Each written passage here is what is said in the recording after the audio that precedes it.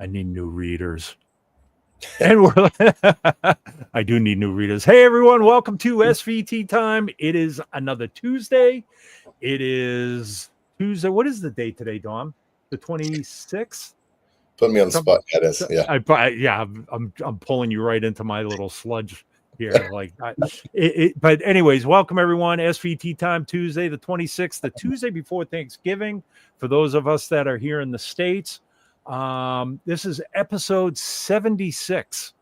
And I'll say it again. We'll keep doing them until they tell us to stop or until they throw us out of here. But welcome, Dino Monoxylus. Of course, Dom Liberati, who's here every week with me doing this.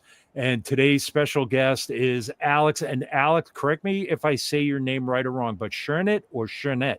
You got it right the first time. Shernit. Okay. With a name like Monoxylus, I'm always sensitive about how I pronounce other people's last names. Like, even if it's let's knit. Best way to say it. Shernit. Nice. Man, Alex, thank you so much for doing this. It's you've been busy. Yeah, you've been real busy. So absolutely happy to do it, and thanks for asking. Oh, absolutely.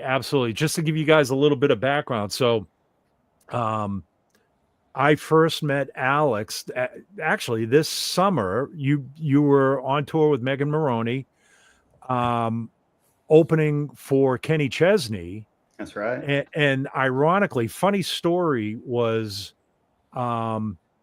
Mike Taft, who is basically my boss at YGG. He's the director of artist relations. He said, "Hey, if you're going to Kenny Chesney, we need to get a couple of rubber feet to Megan's bass player because his A10 cab, like the rubber feet tore off." So here I am, me and my wife were walking, we're backstage, we're just sitting there. I think you guys, you hadn't gone on yet, but I saw you wearing a Megan Maroney shirt, and I didn't even know what you looked like at that point. So I kind of tapped you on the shoulder. I was like, "Excuse me, are you with Megan?" "Yeah, I'm looking for her bass player." And that's when you were like, "Well, that would be me." Yeah. It was like, "Take these out of my hands, just please. I've been carrying these damn things around for the last 4 hours." But so that's how Alex and I met backstage at Kenny Chesney. And as they say, it's been the rest, as they say, is history. So, and I think I saw Alex weeks before because they came through. You guys played with Kenny Chesney. With Kenny. SoFi. Yeah, I was trying to remember. Oh yeah, that's right. Yeah. So that show, it was fantastic. Yeah, but Harmony stiffed you on the tickets on the backstage pass. No, she would be mortified if she thought that's not what happened. It's all good. No, SoFi Stadium is what happened. Yeah. I remember that I was rolling around and my wheels broke in like early July or something, and I got some replacements that were way too big, so my amp was just kind of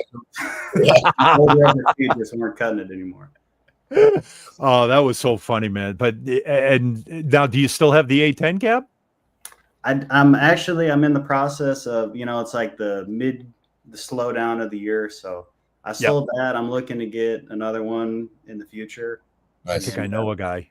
I know a guy. I think I know a guy. I'm going DI the next like 2 or 3 shows, and then me and the guys are all brainstorming new rigs for next year. Yeah. Cool. Yeah, it's I love that thing though. Man. Well, it's funny because the landscape of live shows, especially, and for those of you that have never seen Kenny Chesney's stage setup, I mean, the thing is just ginormous. So when you're an opening act, obviously everything gets set up in front of, and as acts leave the stage, they keep on getting back to the final backline. But you guys actually had a really impressive backline. We got to use so much space. Right. I mean, a ginormous stage. You had your backline behind you, but it's funny as bands get further into the headlining slot, now you have stage designers and tech designers that are like, "Oh no, we don't want amps on stage," or the stage just gets so big that having an amp on stage is kind of useless anyways, because your amp could be over here and your station is over here anyway. So Right. But there's nothing like standing in front of the fridge, though, which is what I got to do the whole year.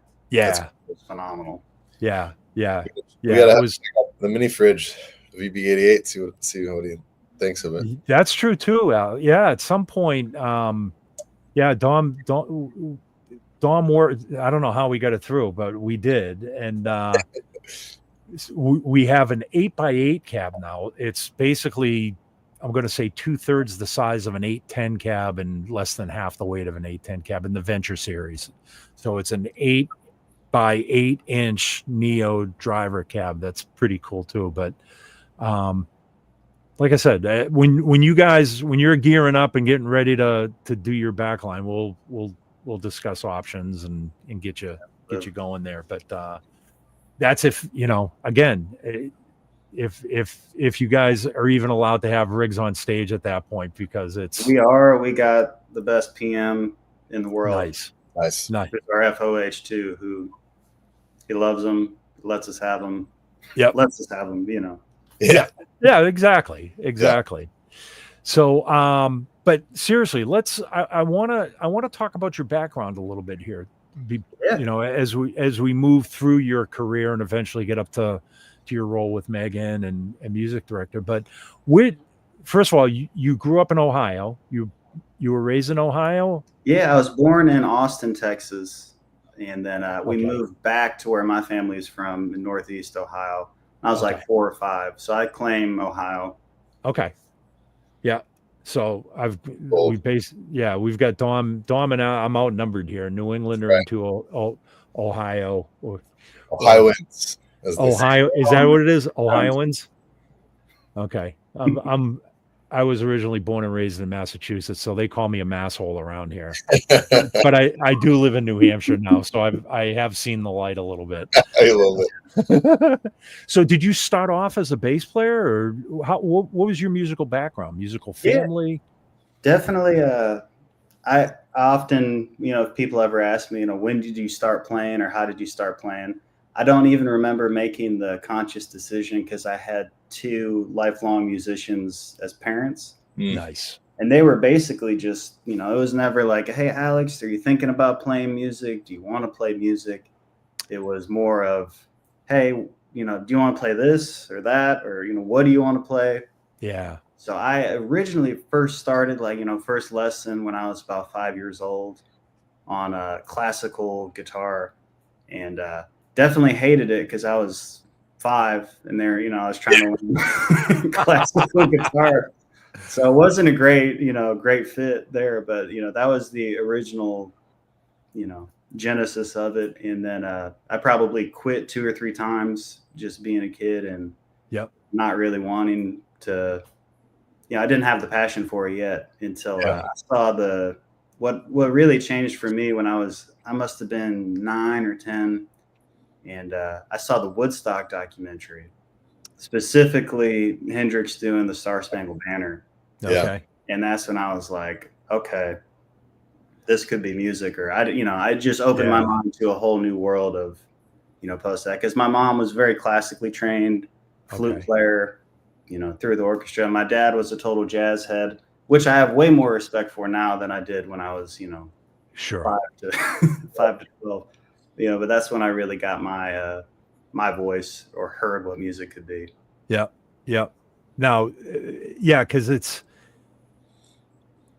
coming from my background where, it's almost like 2 parallel universes. Any guests that we've had on the show, when we talk about their musical backgrounds or their upbringings, it's either they were brought up in a musical family, or at one point they wanted to play an instrument and they got into the school band, and that kind of transformed into their life.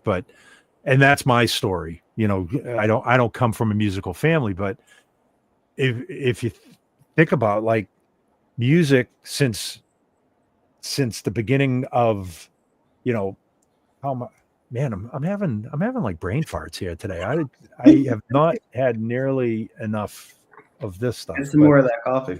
Man, but yeah, it's like when you're born into a musical family, there's no like, it's just part of who your family is. Yeah. Like, and Dom, I would guess to say the same thing with your uncles, knowing your background. You know, it's like there was never a question of, do you want to play an instrument, or do you want to do this, or do you want to think about making a living or not making a living? It's just this. We're musicians. This is what we do. We play music together, whether you make a living or not. What instrument is going to resonate with you more? You know, what's the thing that's going to grab you? Yeah. Man, I was that classic kid. I didn't see it. I used to have, oh God, like, you know, there'd be talking with my mom on the way to the lesson, like, Mom, I hate this. Like, why are you making me? When am I ever going to play this thing? You know? Like, It's like, oh, you know, just keep trying, you'll find. And then, you know, we eventually got to the right teachers or the right, you know, the sound. So, did you like, I was gonna say, what was like the aha moment of like bass? And like, because I feel like bass is, if you're like mostly doing bass, it's kind of an identity thing a little bit. Yeah. It's kind of ingrained in like your personality a bit.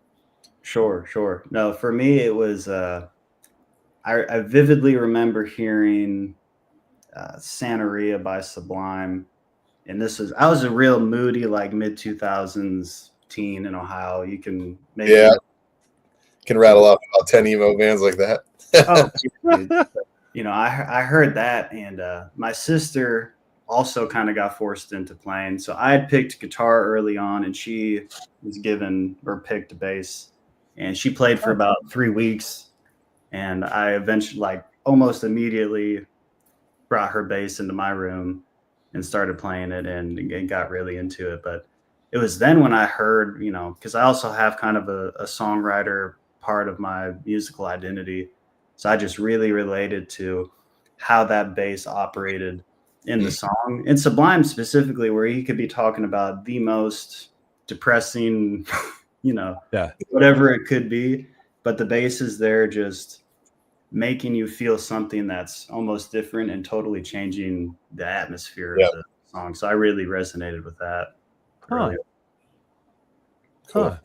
Yeah. It's a good band to resonate on bass with. Yeah, dude. You know, it's like any of those songs are like, if you listen to the lyrical content, you're like, wow, this is like Santeria. He's talking about like his wife or his girl cheating and he's going to go kill her. But you're still like, this is a great groove. You know? I actually knew that's what that song was about. So thank you. Yeah, I had no. But same thing. It's like I've always focused on the bass line. Yeah, you know, it's like, wow, it's a great groove. It really is a great groove, man. Okay, so did you play bass in school bands? Did you come up through? Did you participate in school bands? I should. Oh yeah, and this is another one where it was like you know, forced participation potentially on my mom was a music teacher in a school, not at the school I went to, but she had always taught. And again, my dad also taught at Cleveland State University saxophone. So it was one of those things that, you know, my dad also sells instruments for KHS America. In the garage, there's always trombones and trumpets and marching gear and all this stuff. So he's just like, you know, don't play trombone, play baritone horn. So I had, in the 5th grade, started playing baritone horn. Didn't necessarily even really like it that much. I just knew I really didn't like trumpet. Really just resonating with where that sat in the band. So I'd gone through from 5th grade on till graduation through either concert band and jazz band. Okay. It's funny when you're talking about your dad, it's like knowing the industry. Yeah. And just from my experience traveling with reps from KHS and St. Louis, like I could picture your dad saying, "Nah, play this because I can get a deal on it," rather than I'm pretty sure he just had one that he didn't sell or something. He's like, "All right, you're it. I've got this sample that I need to get rid of, so just play that." Yeah. He's a total gearhead. He may know more about my rigs than, you know, I ever did, or he's crazy. It's awesome. That's funny. Oh man. So what brought you, or what gravitated you into, like, and I know you play guitar and other instruments, but primarily like, especially with Megan, and like, when did you realize, you know what, I'm a bass player, man. Like I play all these, but I'm a bass player, and I'm a bass player in a pretty big band right now, touring. And like, what was the aha moment there? Was like, I am a bass player. Man, there's so many that kind of highlighted that, and I've always been one who wants to serve the song or the artist or the position I'm in at that time in my life. Yeah. But for me, like the one where I'd always kind of gone back and forth, and I'd always really resonated and identified with both. But for me, it was when I was playing in a worship type scenario, playing bass, which is like arguably the most fun for me and just the most present, because you're just whatever rocking whole notes. You're really just setting some of the groove sometime, or the actual, there's just so much power that you could have in a single note. Sure. And for me, it was in that moment, just watching people, worship in that space. Yeah. And just feeling so connected to it that I was like, this is it. Cause I wasn't, worrying about my reverbing or some swell or something. I was just like, dude, I absolutely love this. This is what I want to do. And that was maybe around age 20 or so that I really started to make that shift. Okay. Yeah. Just bass into an amp and just vibrating the room, basically. Yeah. And learning how like the different substitutions and everything resonates with people. There's so much to be learned on so many levels in that setting. Yeah. Yeah. I love the worship gospel world. Yeah. Do you still participate in it quite a bit, Alex? I do. Yeah. I play at quite a few churches in Nashville here. Cool. Very cool. Now, when did you move down to Nashville? That was at the beginning of 2019. So I got a great year in to get out and see as much as I could, play absolutely as many gigs as I could before I got to take a forced vacation for a year or two. Yeah.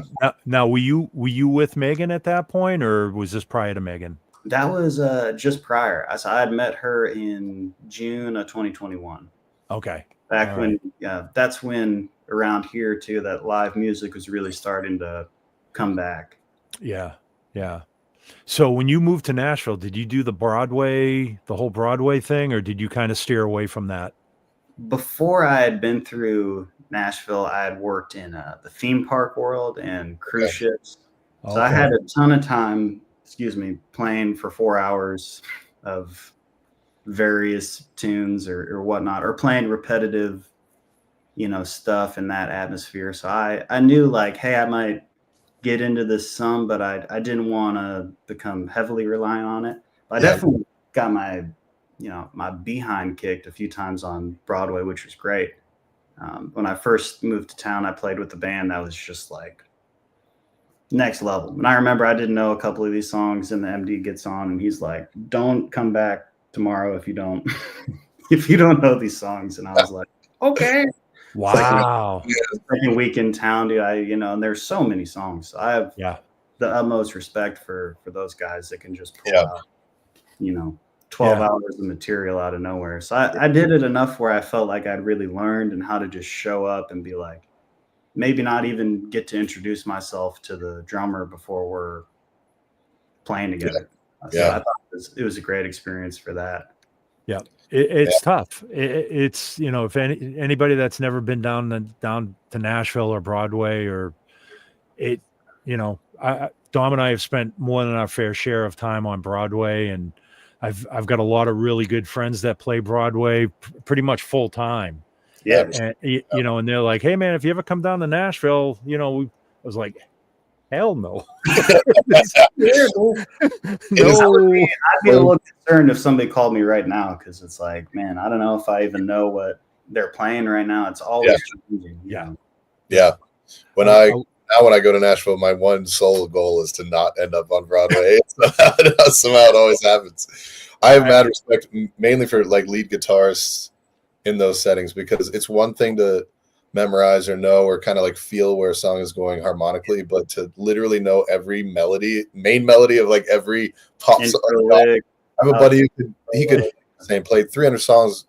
Yeah. 300 pop songs right now of any decade you could pull out, and he would know exactly the song. It's insane. That to me is a whole other level of dude. Last time I sat in, one of my dear friends, Sean Scruggs,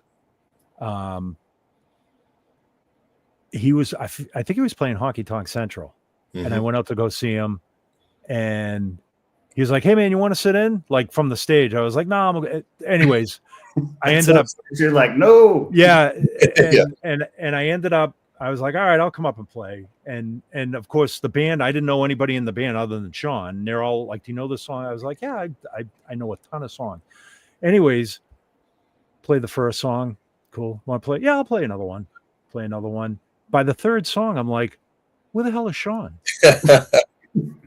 Oh, he's eating food. Oh, dude, he was across the street at Tootsie's having drinks at the bar. He didn't come. Like an hour later, he comes walking back in. I was like, "Where the hell have you been?"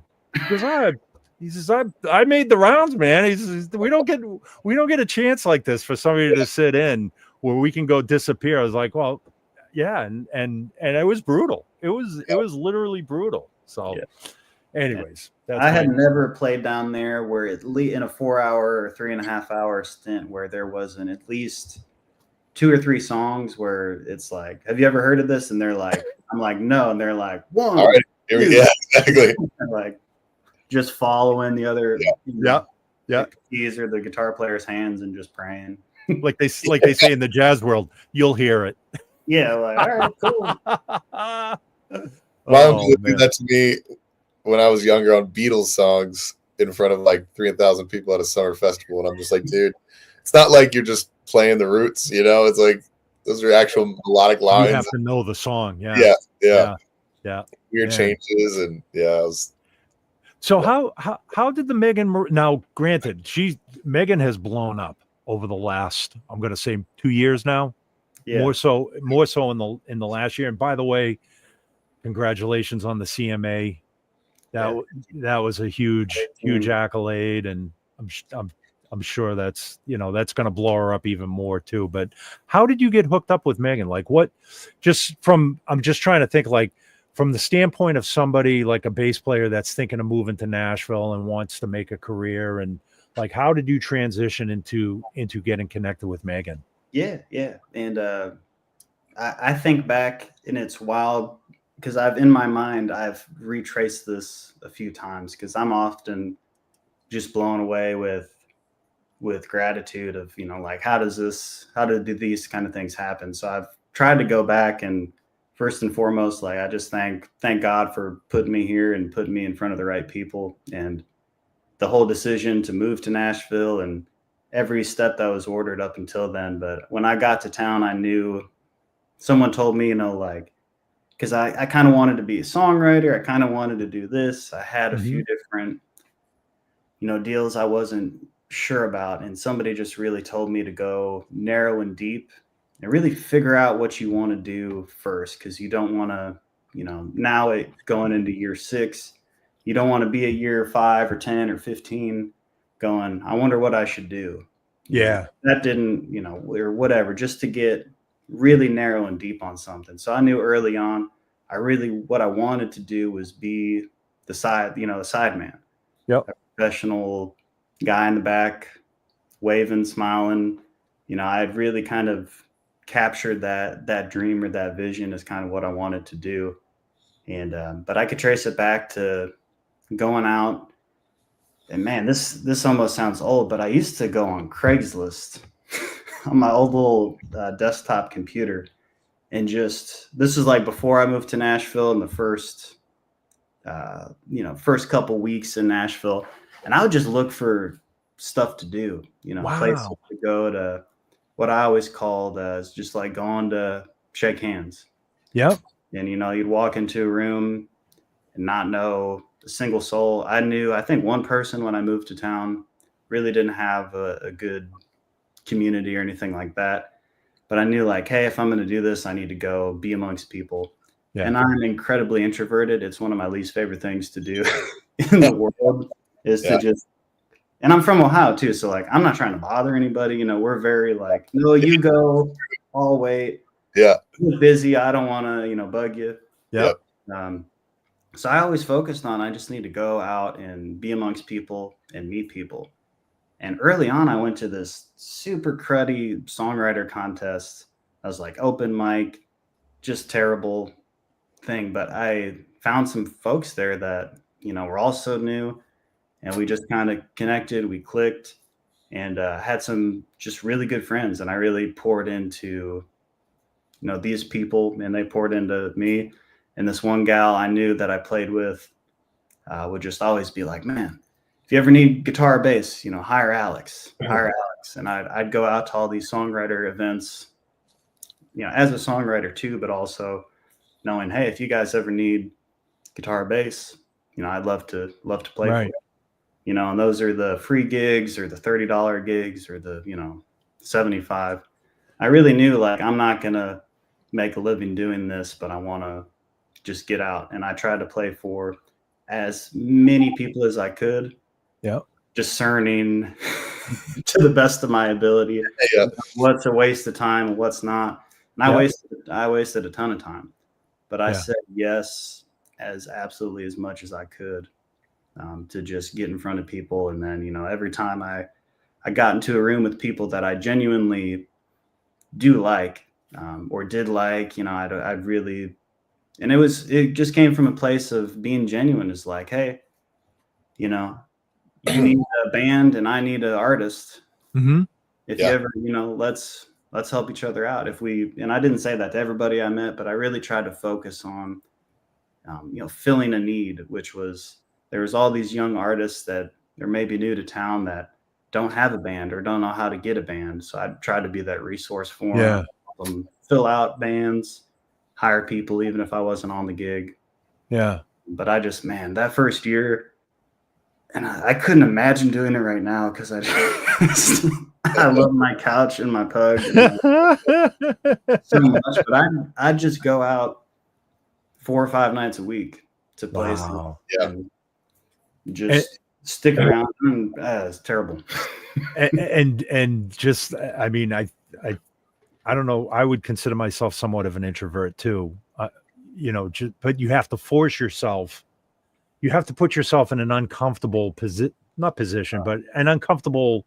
You got to get out of your comfort zone, basically, to do that. Yeah, it's the price of being top of mind, and the fact that you're going out 4 to 5 nights, you are in people's top of mind because you're just in front of them, and to have the guts to be uncomfortable to like actually walk up to somebody and introduce yourself is like game changer. Because that's the worst. No online equivalent of that. I feel like that has the same impact.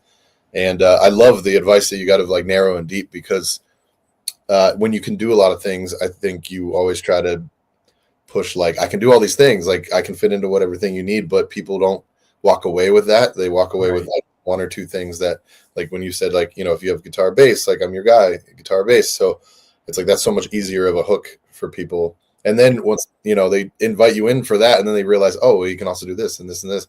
Right. But that took me a long time to learn out in LA too. It was like, you needed to be branded as like the 1 or 2 things you do, not the 10 things you could do. Yeah. Right. Not an artist, not a songwriter, not this, not a producer. It's like, hey man, I want to do, that's where my heart is. That's what I really want to do. So I'm gonna chase it.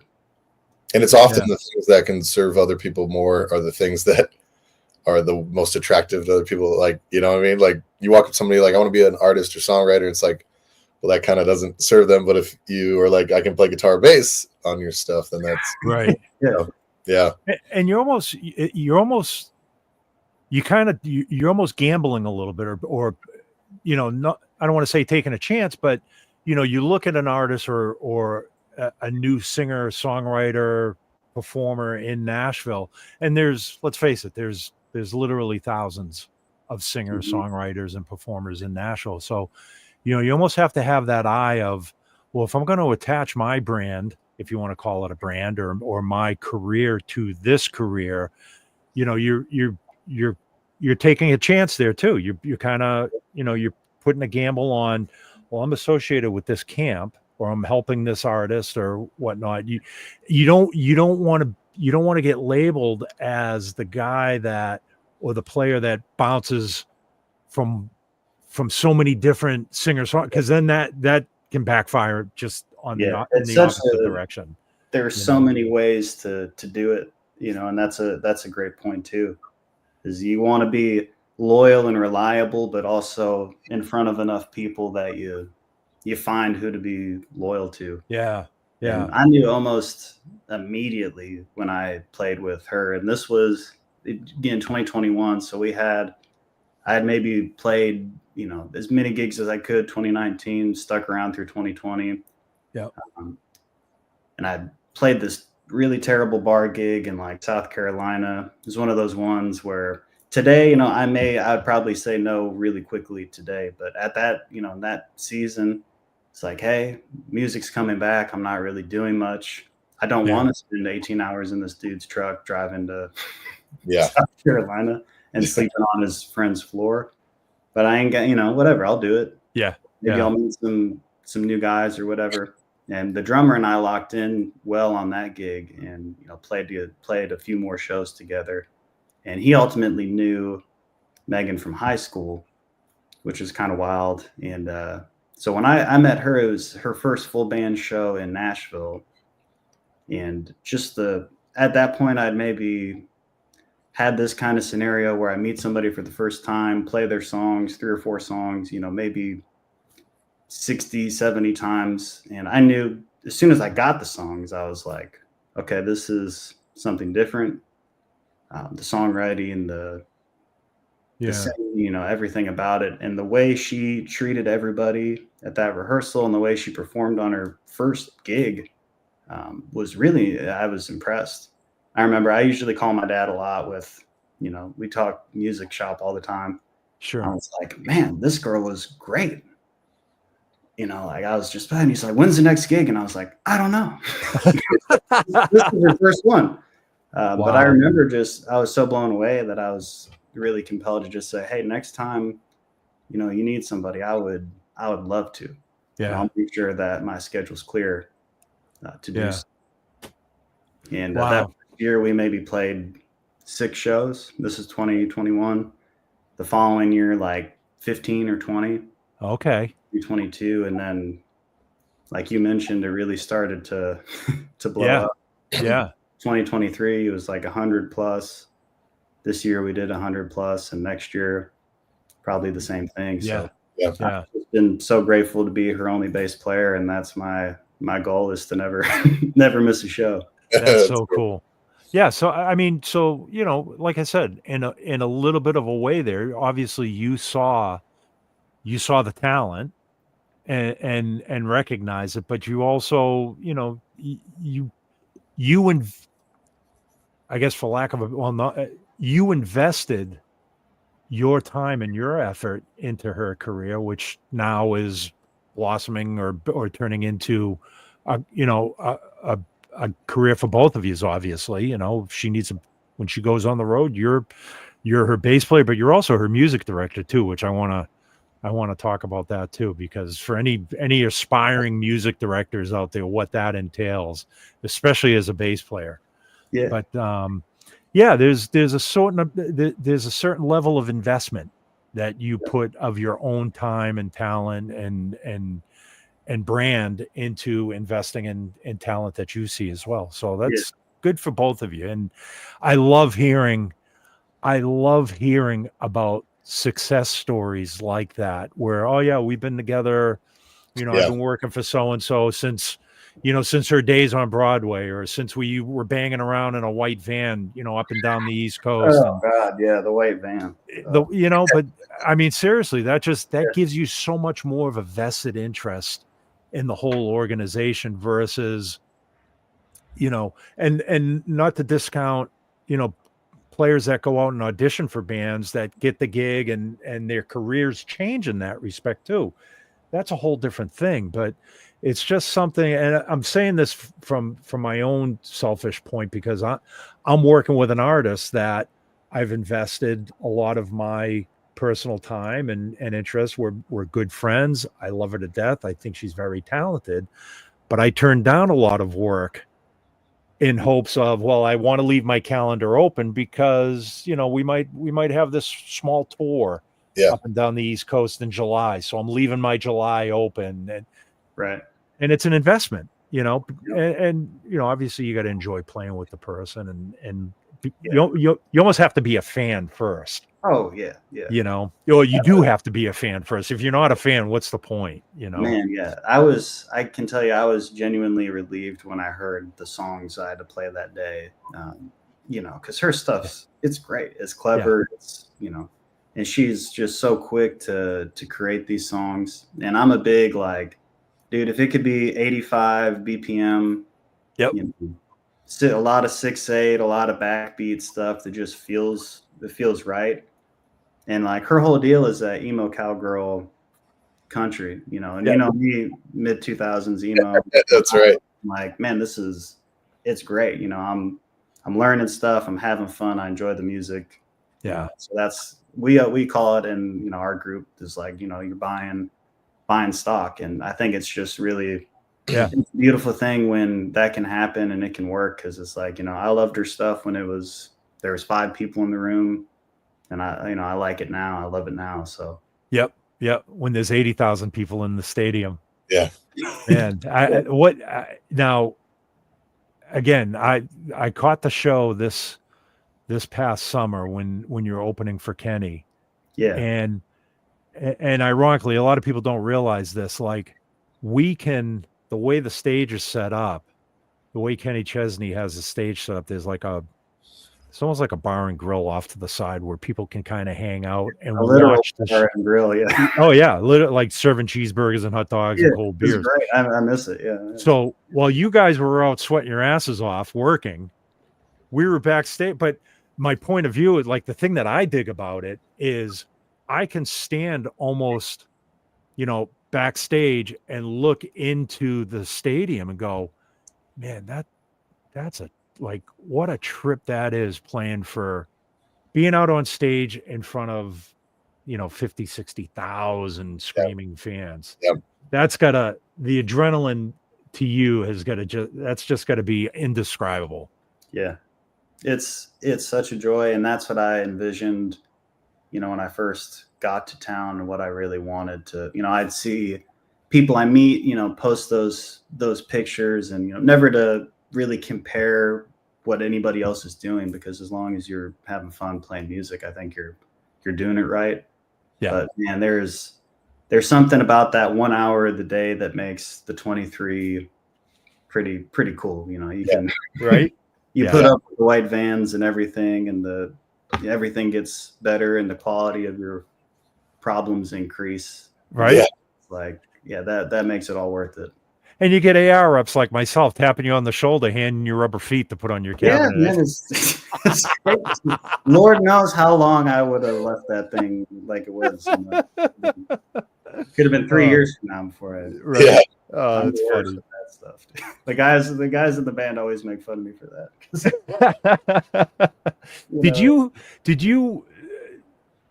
the music director thing, did that come around as like, was it something that you were just kind of elected into doing as being a band member, or was it, hey, Megan needs a band director or music director and Alex is the best fit for the, like, how does that even happen?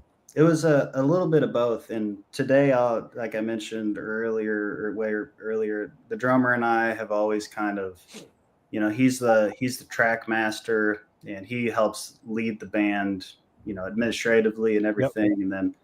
But I've always kind of focused on the musical direction, the side of it. But really early on, it was, that thinking back to like 2021, I had found her on that first gig and played with her. But oftentimes it was, it's kind of sad to see sometimes, but it's like we'd have a band and then everybody in the band would quit for another gig or a better opportunity. Yeah. And it was like, holy crap. All right. I have to find a band this week to fill this, and it was a small gig or whatever. So a lot of it was just necessity of like, hey, I'm here. There's nobody else to do this. I always have felt led to, to help like that and lead like that. And so early on, it was just like, hey, somebody's got to do this and hop in. And hey, this guy learned the show yesterday, so like I'm going to tell him, hey, end or Yeah. Yep. hey, we're going to do another pass. You know, somebody just had to do it. And then as it's progressed, you know, it just kind of became or a little more natural that my ear is always geared towards that. And I think it came through just watching so many great leaders in the theme park world that I started in, where everything was, you know, very music theater centered, where everything was like just tight, man. Like incredible transitions, you know, medleys that are 4 or 5 songs in a, you know, 3.5 minutes or something. And cruise ships are the same way on some of those production shows.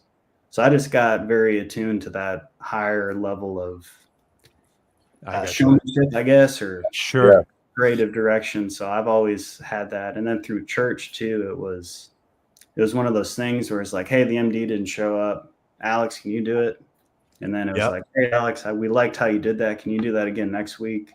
Sure. But I accredit it to many great music directors that I just regurgitate the information they taught me, and there you go. Try and do it.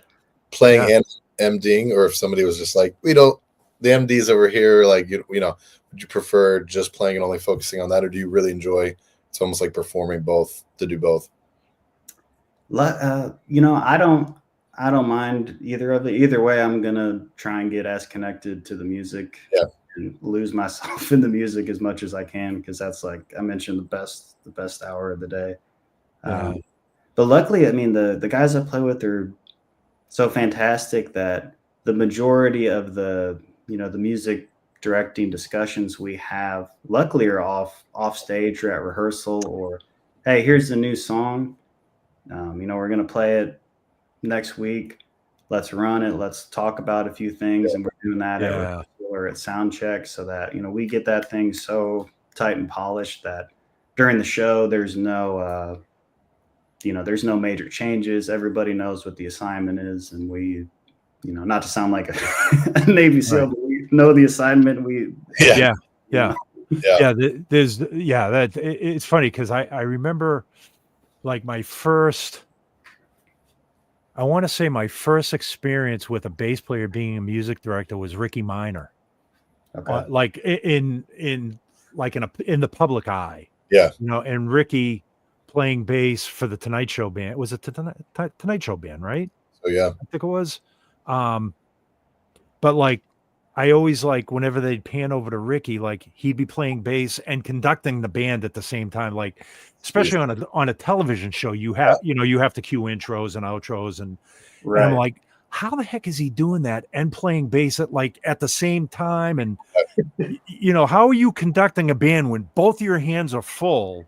Whereas, you know, if you're a piano player, you can let the bass, hand go, or so again, in this case, like you're saying, once the show starts, it pretty much runs like a tight ship. You're not doing a lot of conducting. Although I remember before we got on the live stream, you were talking about how you are on the screen mic or the panic mic. So we have the mic that's going to all of us. There's a few times where, you know, at the end of the show or something, you know, where I have to get on and say, you know, we're judging her on how long she's going to say goodbye for. There's a few elements that are, you know, still free and can change. But I mean, once you get so in tune with the group, everybody already knows it before I even make the call. They're like, all right, last time. Yeah. And then last time, we know exactly what that means. And you know, we go from there. The fun part is, like, in the worship world on MD is where it can be a lot more, so much more fluid. Yeah. And that is just really communicating prior and knowing your people and knowing how they're going to react, I think, is important, because you do have to keep it, you know, the bass drops out. People might not even realize you were playing bass until it's gone. Yeah. Like, what happened? You know, the Spirit of the Lord just left this room because the whole bottom end fell out. You know, watching people. My dad was always huge in a lot of the people I respected, and just listening to each other, so you know how people are gonna go. And for me, that means, like, I'm watching the singers. You know, a lot of the time I'm still connecting with the music, but I know, like, okay, I'm just hawk-eyed watching the room, watching the pastor, maybe knowing, something's starting to stir. Maybe I lead that with a little more volume. Yeah. A lot of it's unspoken, and then it's, just reading the room to your best of your ability so that you make that call that, hey, we're going again, or hey, we're moving up. Yeah. And knowing that, and a lot of this, Yeah. a lot of those moves. Exactly. Yeah. So much body language and eye contact, and Yeah. And you got to know the song. You just like you can't just know the bass part, like a lot of bass. Oh, I know the bass part, but you got to know the song and every aspect of how it's performed too. Man, I always think it's so important to know the song and like know the lyrics, right? Of especially of a worship song, but even in Megan's music, it's like I know the word, I know what the song's about, I know what the emotion is happening, and it's like that just makes it so much more powerful when you're in tune to what she's trying to say and how you can, as a bass player, set that tone or that atmosphere, even if it's just the entrance of a whole note of, right, she's talking about, it's like Mustang or Me. It's like that it's so sad, but it's like, man, as soon as you swell in on that thing, it's just like, the power of her getting better, or, her story improving. It's like, there's so many aspects like that where if you just know, it's like, oh, it's 4, 5, 6. Yeah. 6, it's like you might miss the most important stuff. Yep. Exactly. Man, that's great information, great advice. It's, it's always fascinated me, like, and there's a lot of professionalism there too, because a lot of people don't realize that, in a situation where you're working with an artist and a band, a lot of times, just for the sake of communications, you're the point person. If the artist, or in this case Megan, wants something or wants to convey something to the band, does she convey it to the entire band, or does she go to, hey Alex, I want this, and can you just let the band know this is how I want things? Yeah, a lot of the times it's in her instance, it's like, hey, we should do you think we could make an outro for this? Yeah. And then it's just us coming together. The drummer is the track master. So I'm like, all right, let's make this an 8-bar thing, and he's a wizard in there. Yeah. Conducting it so that it's cohesive if there's any track movement or anything like that. But a lot of the time it's just, and I think it's important to do this in everything, is just you hear that need, and then it's like okay, how do we get from point A to point B? I feel like that's always been something that's missed sometimes in a musical aspect of direction, or just being a band member. It's like, hey, they want this, and maybe they don't know the vocabulary yet of what, how to get to that point. But I've always gravitated towards that, because my father was in sales, and I went through sales training and business school, and I sell real estate here in Nashville. So like my whole day is just hearing people needs, and how do I get that to happen? It's always making fun of me, because she'll be like, man, so like, let's move to New Zealand. And I'm like, well, if we actually move to New Zealand, this is how it would work. We get this and this, and it takes 10 years. And it's like, I'm very much focused on how do you make it happen once it's right. It's so funny you bring up real estate, because you're not the first bass player that is a real estate agent. Dude, I know like 5 of them in town. It's wild. Yeah. I've got my real estate license. I didn't know that. Get out. I was 8 years old when I learned about Dino's real estate license. There's also there's another Greek bass player here in town whose claim to fame was he's a good friend of mine, AJ Pappas, played with Gary Hoey for a number of years. He goes by the Rocking Realtor. Nice. There's a lot of people in the music industry that do realty on the side. I literally credit it a lot to where I'm at now, because a lot of people told me early on, it's like, hey, if you get another job, you failed, or like you're not, you failed. And it's like, no, I came here and I was so incredibly broke, man. And then I totaled my car after I put new tires on it, and I was learning these songs. for this gig, and I made like $55, and I was like, what am I doing? Like, this isn't gonna last. But a lot of the time when you find that flexible space, I think it's wonderful, because early on when she was like, hey, I have something in September, I was like, I could say yes to that. I already know that nobody's gonna put a hold on my schedule. Yeah. You know, I have flexibility to just say yes and no. Hey, whatever. I'm only making $100 or something. Doesn't matter. You know, I'm investing, or, you know, it's not about the money. It's about the money. That's great. I remember, like, when I was in Hollywood, I was a student in Hollywood, and then I was teaching there at MI. But, you know, just doing the same thing. I was trying to make a living, teaching, auditioning, and I took a side gig. I took a day job as I was a truck driver for a studio set. They made these styrofoam set pieces. Okay, yeah. In fact, if you ever went into a Disney store, all the caricatures and that's the company. I worked for that company that transported those things. And I remember one of my mentors at the time, we were out having lunch, and I was down on myself about it. I was just like, man, this ain't working. I feel bad. Like I have to make a living doing this and stay playing music. Like, we all go through this, you know, we all get down. And I remember him saying, he says, don't ever be ashamed of putting bread on your table. Yeah. No matter what the job is, whether it's making money as a musician or making money as a truck driver. He says, you're putting bread on your table for your family. He says, you know, and that struck me. Yeah. I think there's a huge underlying energy about you too, when you're not acting like every gig is going to make or break you. I think people want to be around that energy. You know what I mean? Yes. Yeah. Have that just like, okay, so when is the gig? And how much? And then, like, you know, if you're just like, I got the freedom, like I'll do it if it feels right. If it's you don't even have to tell me, you know, what it is. And obviously, you know, there's some discernment in that, and you got to know when's enough is enough, and when you shouldn't do that anymore, or right. Yeah. And it can help a lot, because that saved me from. I remember when I first moved to town, there was this guy who was like, man, you need to come on the road with me, man. Keep it busy, 50 weeks a year. And he talked like some like preacher like that, but it was like like a casino thing. And it was like 4 or 5 days, you know, it was like 150 a day. And it's like, no, man, like I'm not doing that. Like, yeah. And then, but it's like, hey, for something else or another opportunity, I might take less, but like, right.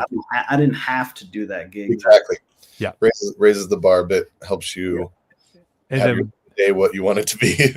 Well, what happens to you after you've done that gig for a year and a half, 2 years? Eventually you start looking at it going, man, this is becoming too much like work, you know? And as musicians, we never want to work. I mean, we want to work, but we don't want it to feel like work. Exactly. You know? Yeah. Hey, real quick, and ironically, you brought up moving to New Zealand, and this Cameron Leslie from Australia. Good morning from Australia. What is Alex's favorite rig to use? Yeah, dude, right now I'm using a combination into that 810 cab was one of the ones that I used most recently. But usually I have a Cali 76, an HX Stomp that I use for, it's like my oh crap thing. Most of the time it's a tuner, maybe a little bit of fuzz in there, but I have some really good amp sims. In case anything happens, I can change that really quick or plug it in. I use it DI for church or other things that require it. You know, I'll throw a micro synth patch in there that's great. And but like an Obsidian drive or something little, most of the time I'm not using anything too creative. Right. Changing my tone often. Yeah. For the music I'm playing, which is great, dude. I changed my basses a couple times or whatnot. And then I've had a Noble DI for the last 5 years that I'm just religious about. Yeah. Taking everywhere. So I usually run a clean line out of that straight to front of house, then a second line to my amp. Okay. I'm mic'd up with the D6. This year I've been using a Ginsler Magellan 800 watt head that absolutely just rocks with the 8x10. Nice. And, I'll usually keep that on with just a little bit of drive, just to Okay. get something some a little dirty for the front of house engineer to work with. But I've always been, I'm like, yo, what do you need? Because like I'm happy with my sound. Yeah. If it serves you a little bit better, you know, you need a little more mid or whatever. Because I gravitate towards like a real. If I could just eradicate treble from my hearing range, I would. I don't need Especially Do you? especially if you're on in-ears too. Yeah. That plays into a lot of it as well. Yep. And That's we true. are. And I've been using Ultimate Ears 11. I think it's the 5 or 6 driver. Yeah. But molded. And I 11s. love those things, man. Yep. That microsynth patch, is that on your HX or is that Yeah. okay? Because I know a lot of people love that electro harmonics, the microsynth bass. Oh, it's I have Worship. It's like it adds form a lot. I'll probably get one here. I know I keep eyeing one because it's like mostly it's like instead of an octaver, you kind of use that for the beef. But it's got a different thing than like an octaver does. But it's a lot of real estate on the pedal board too. I've been eyeing this thing for like 4 months. Like, am I gonna use it? Like, yeah. And I'm getting into doing DI for the next probably until about March. So I've been using that Ampeg SGT DI as well. Yeah. And dude, that's great. When I was over in the UK, that thing, it absolutely saved my butt because I like the compression they have built in there. And then I'm a very simpleton. So like, I'm probably not going to be uploading my own IRs, but the ones that are in there already. Yeah. Love the 115 for the clean side and then the 810 for yeah, that little bit of grit. Nice. And Nice. so I'll have that kind of also as I go forward on the DI, probably my Noble with one and then that on the other. Yeah.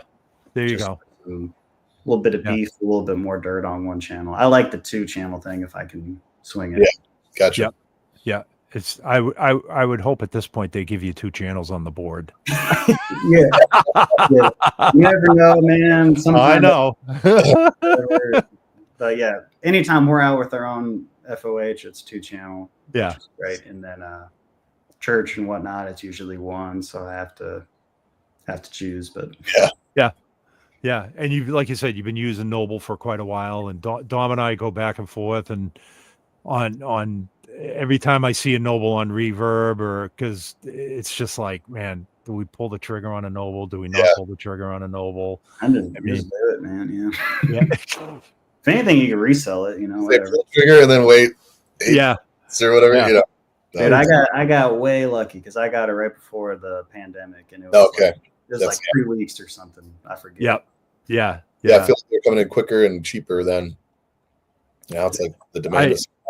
Well, I mean, they're still, they're still reasonable if you don't mind, if you don't mind waiting the 10 months, which, it's if you need it tomorrow, you either pay the expedited fee or you go online and you pay somebody else that's charging you for the expedited fee because they know you're going to pay it anyways. Facebook Marketplace man, I spend entirely too much time on there. Oh, dude, it's great. Yeah. Especially in LA, it's a gold mine in LA. And Nashville, I've looked for synths, like retro synths is amazing for Facebook Marketplace.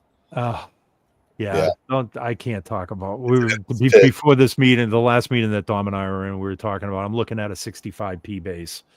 That it's just bad timing before Christmas. trying to try and use it's a tax break before the end of the tax year, so I can. But it's anyways. By the time I see you guys next, I might have a 65. I might not. I don't know yet. I'll ask you. I'm curious, Alex, for the worship stuff, do you approach it a little differently than the country in terms of what bass you use? Oftentimes, I have a 5-string P bass that I love for the worship world, as well as that kind of country pop sound.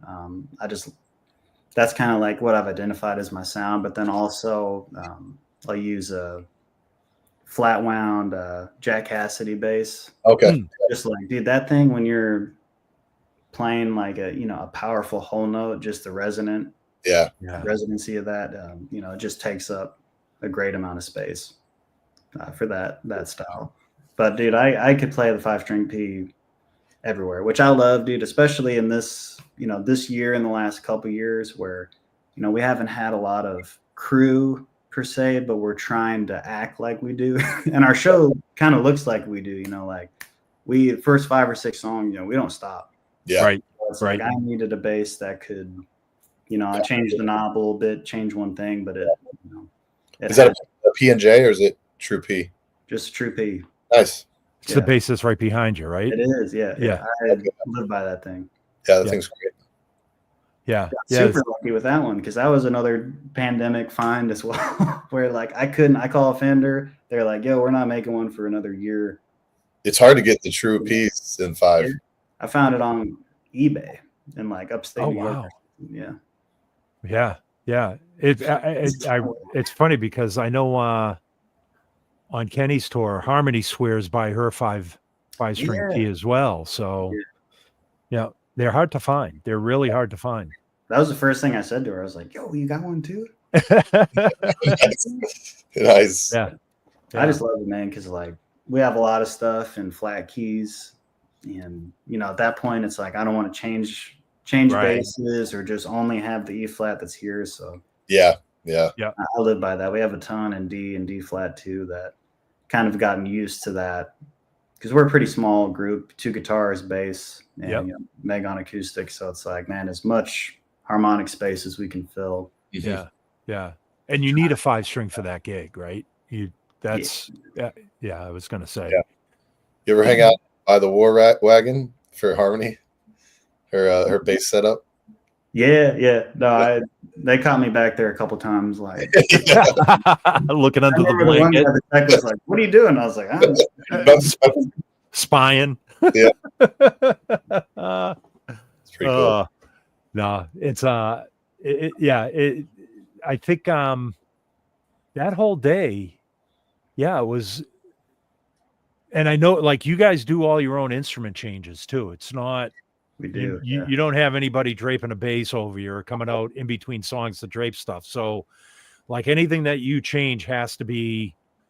Yeah. In fact, we were talking with Curtis about this a couple of weeks ago. Curtis Kieber, Grace Slick's bass player. It's like you almost have to practice your instrument changes in a dress rehearsal because we do drop a cable or So it's the gotcha moments. It's the gotcha. The guitar players, they hated me this year because like in that music direction space, you know, we're running it and they're like, yo, we gotta change things. I'm like, cool, let's run it. They're like, oh, we need this much time. I'm like, I bet you don't, you know. Shut up, Alex, you don't have to change, you know. Yeah. But there's a couple times where I gotta pick my bass up. Sometimes I got the hat or whatever. You know, first time I did that, I just knocked my hat right. Oh yep. You know, change that, and then I pick up an acoustic guitar for part of the show in the little acoustic moment, and then I got to flip that around, so there, all that stuff I think is, I always have been a fan of, you know, practice how you're gonna do it. Yeah. That's why they call it dress rehearsal. You're learning a song and you're sitting down and you're hunched over, it's one thing, but now it's like, okay, now I'm on stage and I got different stuff on and I'm singing. I gotta practice just like that, or else it's the gigs where you're especially playing a 5-string P and then switching to acoustic. Do you ever just feel like when you get to the acoustic, you're like, what is this toy? Like, because the power that you have behind the 5-string, you know, it's like, the 5-string is like, about a plank. It's like a plank of wood. No, I've definitely, sometimes it's a little hard to get your finger. I always say it, no matter what band I'm playing with, or in this case with this girl it's like, you got to run the show. Yeah. We can get together in a garage or down here in the studio and run through songs and, you know, arrange things and figure out how we're going to, but you got to run the show. You got to get together. If I'm on stage left on the show, I'm on stage left in the rehearsal. And you just got to run it, you know, and get through all those hiccups. As silly as it sounds, changing guitars, you got to practice that stuff. Yeah. So, one of my writing partners is like that with when we're writing, I can, you know, zone in on a section of a song, just loop it, and let's check out lyrics for this. And she's always just like, let's start the song because it's the context of the whole song that really matters. And I'm just like, you're right. But Yeah. Now we love when we can look at, especially the drummer and I nerd out all the time. Eric, he goes to shows all the time. You know, we've got that vision together where, you know, it's like, hey, let's watch the show. Let's see if we look as cool as we think we do. That's great. The staging aspect of it, you know, how everybody's looking can create moments together, which I attribute to a lot of that music theater. Yeah. Kid, you know, watching shows when my parents were playing in the pit or doing cruise ships where there's dancers and choreographers, and just realizing that like this is more than just the music I'm happening. You know, a lot of people are gonna hear the music, but most people are gonna really see what you're doing. And do you look happy? Do you look like you're having fun? If you're not, you know, get another job. That's all really awesome extra stuff that I know a lot of players in those camps aren't doing that. So no, you don't want to be the bass player who's back there like not having fun. It's like, man, you're doing. My dad's always said, if you're not having fun, you're just doing it. You're doing it wrong. Yeah. Yep. Yeah. I've worked with enough wedding bands here in the Boston area. Like their biggest thing is we don't care if you make mistakes, but you got to be smiling, even if you're not because step to the left, step to the right. But it's like, I remember the music director always would be turning around and say, everybody smile. Make sure you know, clients in the room or brides, everybody's got to be smiling. Like, even if you're tuning, make sure you're smiling, you know. And I mean, on the rare account that you're not smiling because you're not happy, but you just, it's hard to be like this for 4 hours in the course of a night. But it's very important. You know, it's the perception. I was going to ask you, so, man, and that's a whole nother aspect of being a pro, man, like cruise ships and amusement parks. Like, how long did you do a cruise ship? How long was that for? And I was on board living for a total of like 18 months with a couple breaks between, but and multiple shows a day or one show a day, or you'd usually either have 2 major production shows with a rehearsal. Each show's like an hour, or you have about 4 hours of sets with, you know, a 10-minute break or something. Cruise ships gave you breaks. In Nashville, there's no such thing as a right. But so it was, and man, it was like 29 out of 30 days a month a lot of the time. That's hardcore. Yeah, you know, those cruise, and tell you what, everybody else on that ship was working way harder than we were. Yeah, but still, it was like, you get the mornings off, you should be happy. Yeah.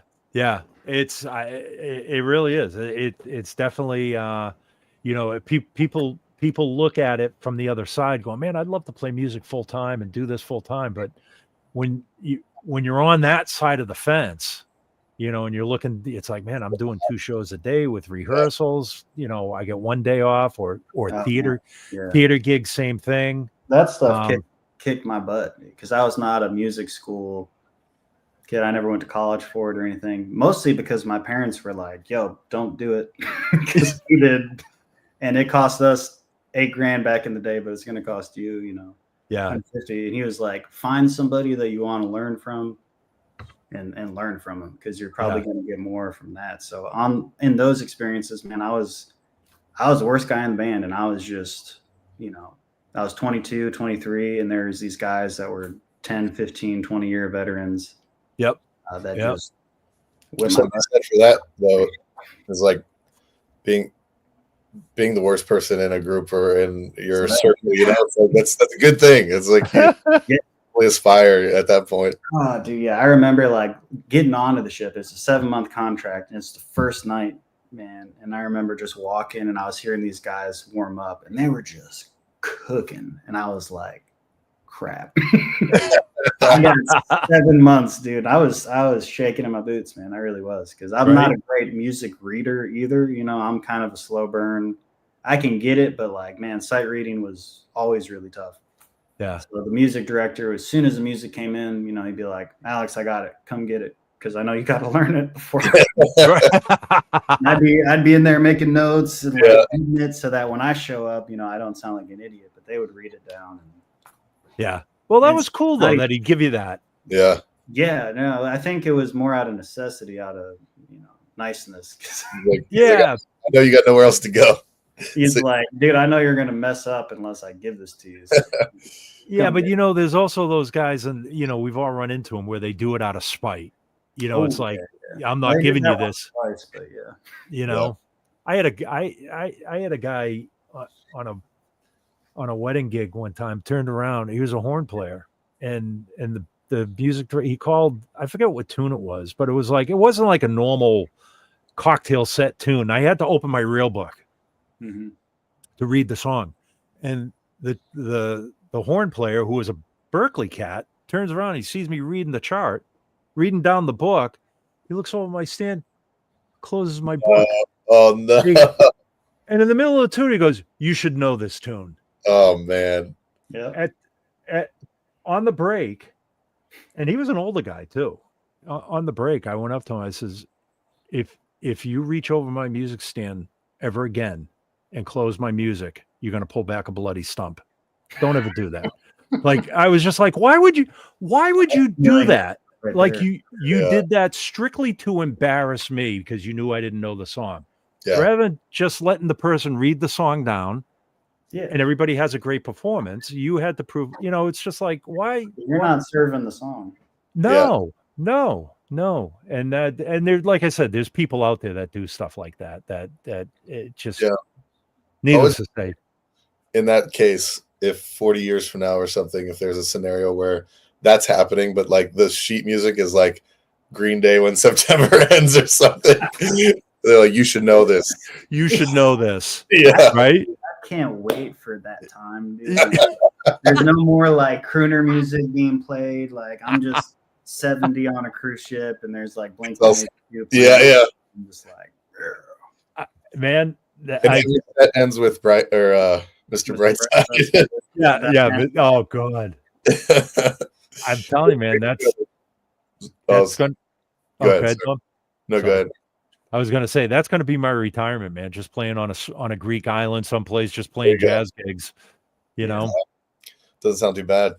And I was laughing at Rachel's comment about the smiling. Said he'd lose that gig in a second. Even when I'm smiling, people are asking why I look so grumpy. That's your resting bass face. That's what they call it. Resting bass face. Yep. Yeah. Yeah. Either look real stanky or as long as you're having fun. Exactly. It's even people. I think it's so much. Rachel, it's even worse when you're Greek like myself, because even when you are smiling, you are grumpy. So, oh man, listen, we've actually gone like 15 minutes over, so I don't want to keep you too much longer, but it is time for the rapid fire. And this is one thing I neglected to tell you, Alex, because I want to keep it spontaneous. I don't remember no rapid fire. Yeah, no. This wasn't in the. But it's real. It's fun and it's easy. Just challenges your identity. That's all. Yeah, right. It pretty much after these 13 questions, it pretty much sums up to the world who you are. Yeah. Rachel, I'm German. We are grumpy. We're born. Yeah. There you go. So I'm going to ask you 10. Actually, it's up to 13 questions now. So it's 13 rapid fire questions. You got to answer whatever comes to mind first. And technically no wrong answers. There's definitely no wrong answers. But it's all seen those things where they like pretend they're screen freeze. I'm about to get that in a second. So, okay. Question number 1, P bass or jazz bass? P bass. There you go. Question number 2, passive or active? Passive. Okay. Question number 3, rounds or flats? Flats. Okay. Like in my heart, flats, but like to be used elsewhere rounds. Yeah. Okay. All right. Question number 4, B15 or SVT? SVT. Okay. Number 5, cable or wireless? Cabled. Although I almost only use wireless now, but yeah. It's one of the I do triple out when I use cables now, but yeah. That was number 5. Number 6, pick or fingers? Fingers. Okay. Number 7, IEMs or floor wedges?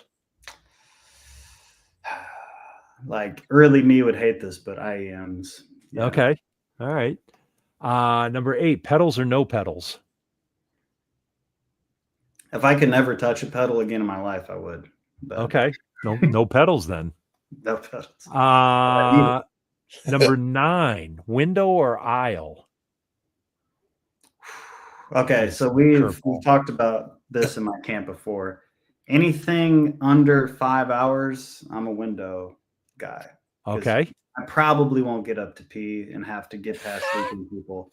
Yeah. But anything above that, I'm an aisle guy because like I want to be in control of my ability to get around. Yep. And when you're all of my age, it's anything under 20 minutes. Just saying. 5 hours is maybe a So this brings me to the next question, which kind of relates: high bunk or low bunk? I'm a middle guy. Okay. Definitely a middle guy. Left side, back passenger. Like to sleep on my left, kind of turned in. Wow. You got a specific. Yeah, the high bunk is like a little much for me, but the low bunk is a little too close to the wheel well, and like so the middle I think is the best. Interesting. Okay. It's that you can like lay on your shoulder and then it's high enough to like I was just sleep like coffin style. Yeah, no, the guys make fun of me because I bring like 3 or 4 pillows from home. I got a pillow palace in there that I just pretty much lock in with a pillow wall, pillow behind me, and I'm just cocooned in there. Hey man, that's wedged around, so I'm not moving around.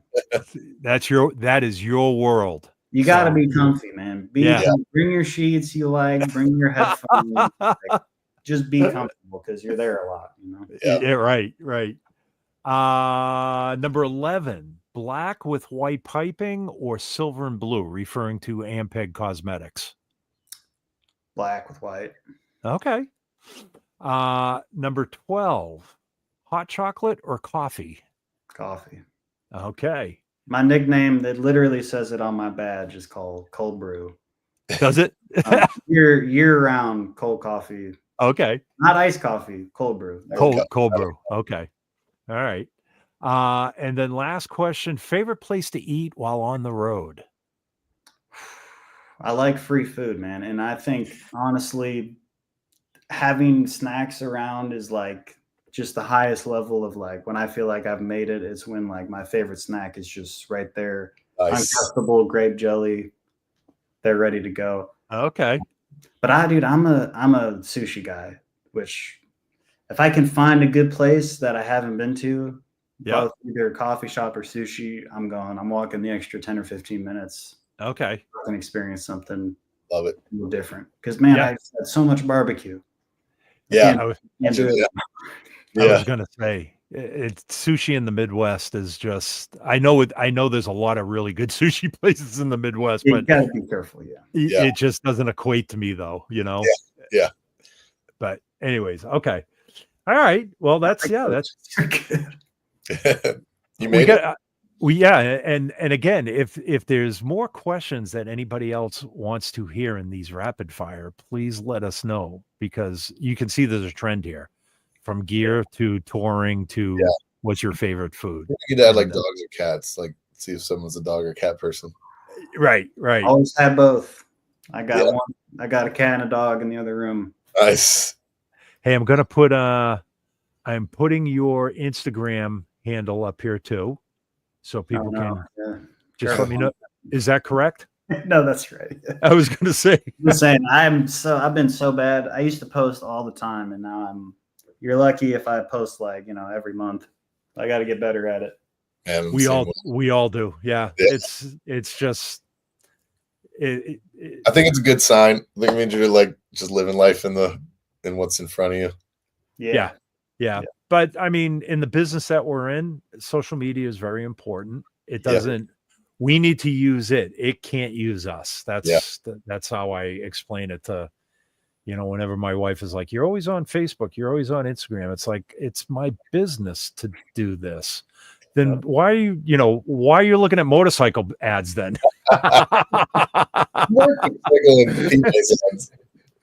It's marketing, honey. I'm doing marketing research. Anyways, man, Alex, I cannot thank you enough for coming on and joining us here. I know you get some time off. Enjoy the time off. Happy holidays to everybody that's watching. Happy Thanksgiving to everybody here in the States. And here is to a prosperous and busy touring 2025 coming up. Yeah. And I would be remiss if I didn't say hello to Paul from the UK and Ray Chu and Kirk. You guys, you're like our fan base. If it's not an SVT if you guys aren't calling in. So and we got Sam Huang watching too. What's up? Yeah, yep. Man, now everybody's chiming in. So there it is. Yeah. Any of you guys watching want to reach out on Instagram or ask any questions? There were so many people that were beyond helpful to me. I'm happy to chat with you guys. There you go.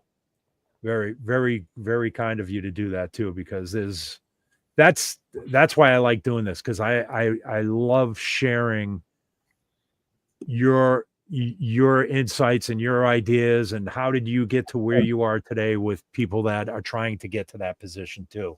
Yeah. And vice versa. There's a lot of accomplished players on here too that call in and just call in to say hi and share their insights. So it's a wonderful community that this is why Dom and I do this every other week.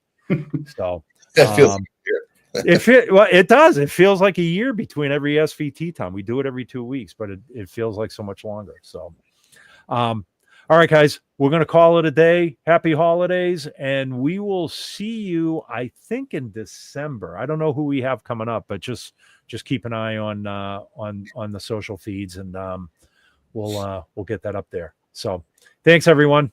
Thanks. Thank you.